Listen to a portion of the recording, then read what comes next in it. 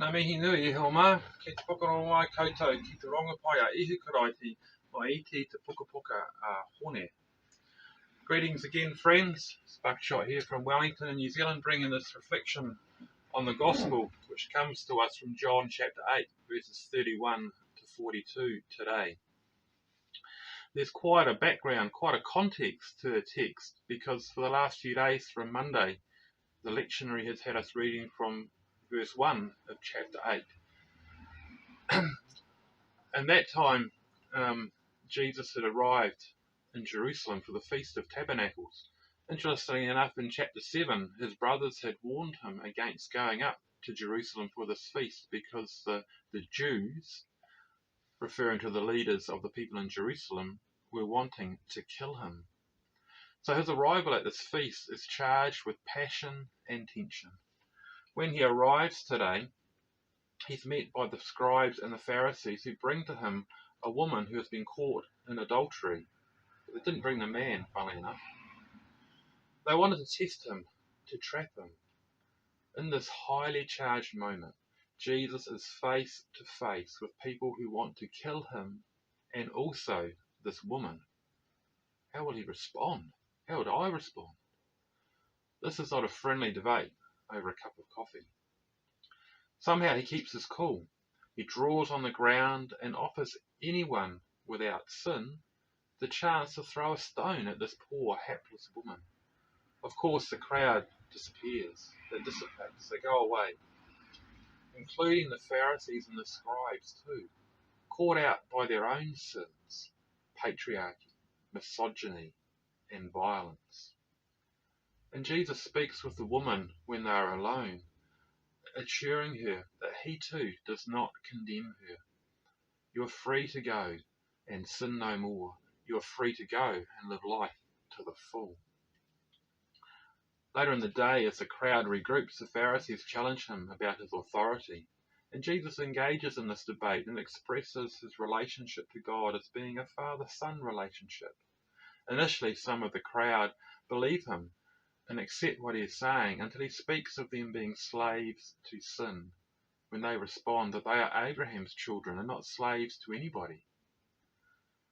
The scene with the woman caught in adultery shows that all of us, including me, no matter our religious descent, religious allegiance, or status, are caught up in a web of sin. Now, that is not sexual failure. It is a much greater moral failure to the core of our being that prevents us from choosing to be loving. Like the crowd and the leaders, we too are infected with a violence that spews out of us when we are cornered or challenged. Last week, my son pushed my buttons, and an anger arose in me that I did not like. To the heart of this whole chapter is the difference between the way of Jesus to love, to show no condemnation and give the opportunity to change, with the obstinate commitment to power and control, and expressed in the desire to use violence to maintain that power, as the Jews, the leaders of the people, did in this text. You say you are Abraham's descendants, but you want to kill me. And also the woman earlier. How easy it is for us to be caught up into that easy and old way of using force to maintain control. Again, we're still in that season of Lent, following Jesus to that cross of submission, that cross of choosing to lay aside violence of any description and pick up the choice, make the choice to love.